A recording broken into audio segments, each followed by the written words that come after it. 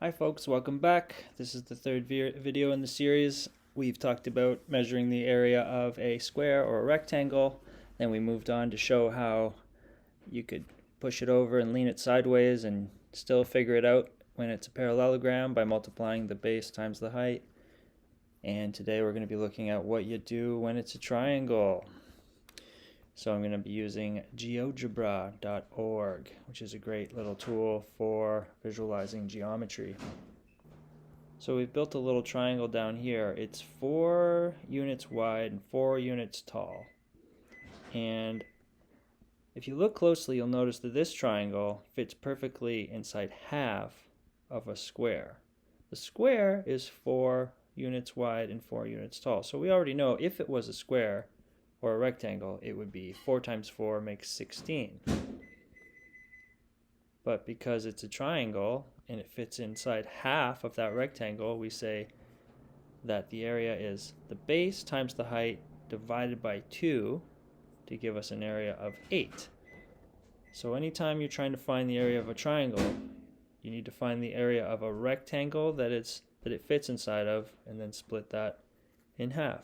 So let's try a bigger triangle. Let's go to 6 times 6. And let's just put this right there so it's not confusing. So now we have a triangle where the base is 6, the height is 6.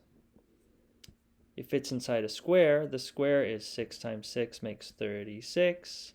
Half of 36 is 18. So we can do this with any size triangle. It'll always work as long as we get things lined up properly. Let's try a really big one.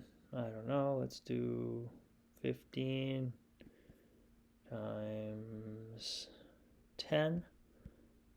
And we know that 15 times 10 makes 150. So that's the size of our rectangle, 150 centimeters.